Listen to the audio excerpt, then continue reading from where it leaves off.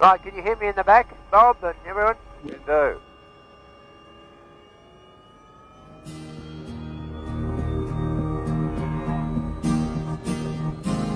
This is Raining on the Rock by John Williamson.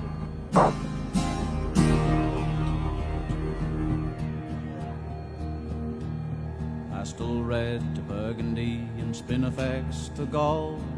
We've just come out of the Mulga where the plains forever roll.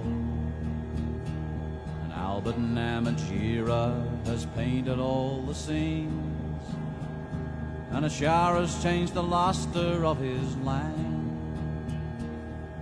So we can see the dam now. As you can see, it's down a bit, probably about 10 metres. The problem about raising the dam is when will enough be enough? And I can tell you for the developers, enough will never be enough. The greed is unlimited, and they'll want Sydney to go to 10 million and then 20 million. So one day you have to say, let's live in balance. And this would be a good example of saying, let's stop now. The people who are pushing for raising the dam will say it's a safety issue, and you can use safety to just about address anything in life, sometimes dishonestly. I know from the Franklin campaign 35 years ago that it's only when communities get going that assets, natural assets of enormous importance to us all, get saved. Leave it to the politicians, leave it to the powerful lobbyists who are wanting them to raise this dam and destroy more of this valley. They'll go ahead. But when the public gets active, they get worried. And that's when things change.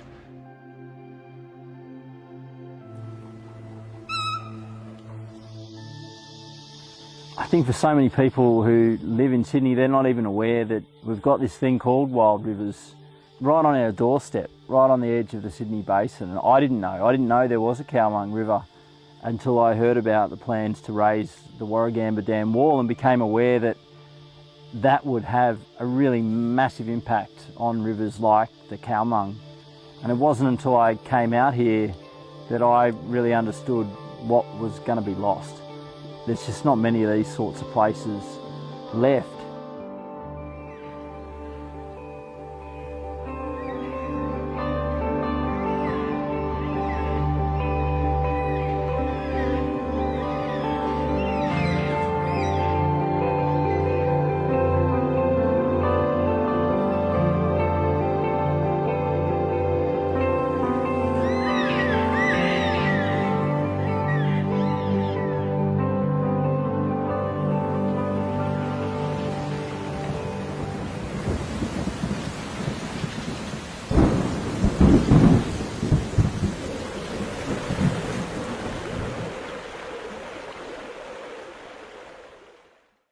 There's been a lot of discussion and talk about some of the impacts of raising the dam wall, but there's been almost no attention to the water quality issues.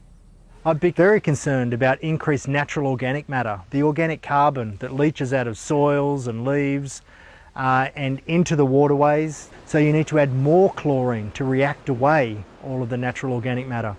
Disinfection byproducts are very carefully controlled in drinking water systems because we know that they are associated with adverse health outcomes, including cancer and particularly bladder cancer. From my perspective, water quality is the most important aspect. That is why Warragamba Dam is here, and we should not be taking any activities that put the quality of Sydney's drinking water at risk.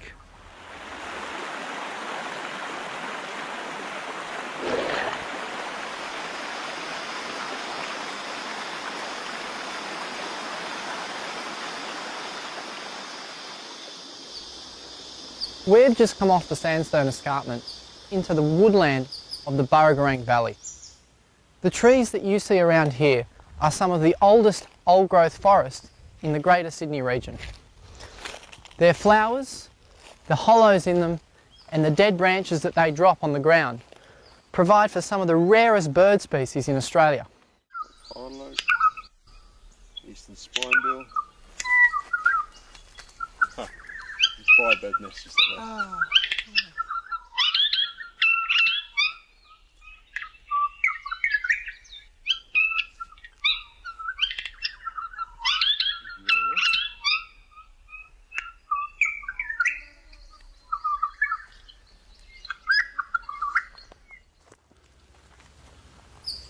The Regent honeyeater is generally a very dark honeyeater. It's black with fleshy wattles around by the eye, and then it's got the bright yellow or gold back and scalloping, and this is what makes it look fantastic.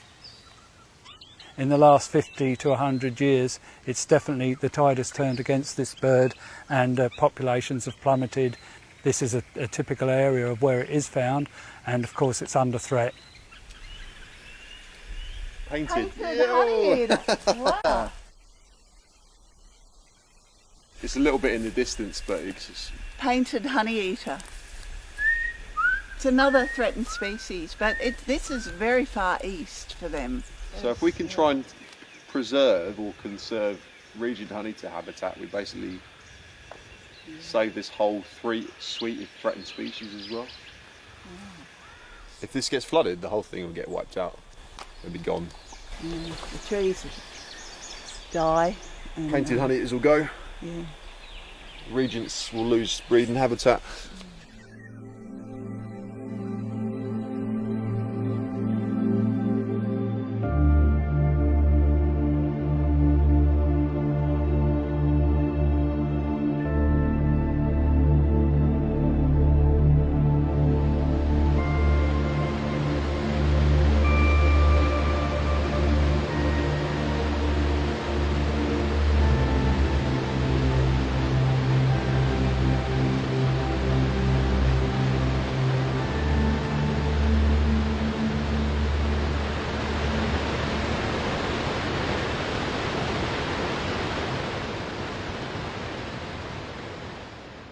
Penrith is about to become Sydney's newest waterfront suburb. To describe this site as huge would be a massive understatement. 10 of Sydney's centennial parks could squeeze in here, and it's larger than our CBD. A big area, only equalled by some very big plans. We know that there's a lot of development that they want to go in. We know that that development previously hasn't been allowed because it's risky. The idea that you just build the dam wall to deal with the current problems, but by the way, it lets us put another 130,000 people into the area, simply doesn't make sense. We're on tour with this Sport and Recreation Minister, Stuart Ayres. Penrith Lakes also happens to be in his electorate. The scale of this is just so large, and it's the jewel in the crown for the people of Western Sydney. As far as your eye can see to that tree line, all the way around, that's the urban developable land. What we have found out in recent months is the dirt coming out of the WestConnex project in its tunnels and cuttings is being dumped here just behind me to raise the level of the floodplain. But what is being done is actually a disaster waiting to happen. These houses will be flooded anyway. They simply cannot be protected even with a higher Warragamba Dam wall. That's because as much as 45% of the flooding in the valley comes from rivers that are not controlled by the Warragamba Dam. The Hawkesbury-Nepean Valley is one of the most flood-prone places in Australia, and that's why we need some serious long-term strategies to manage that. We can have thriving communities, healthy industries like farming, and good nature conservation that don't require destroying a national park and World Heritage area. No one's pretending that this problem isn't important and doesn't need to be dealt with. Flood risk is an issue. We've been building in areas that we shouldn't have been building for a very long time. But the question for the government is, are you going to double down on that and just let all of these extra people come and put more people in harm's way?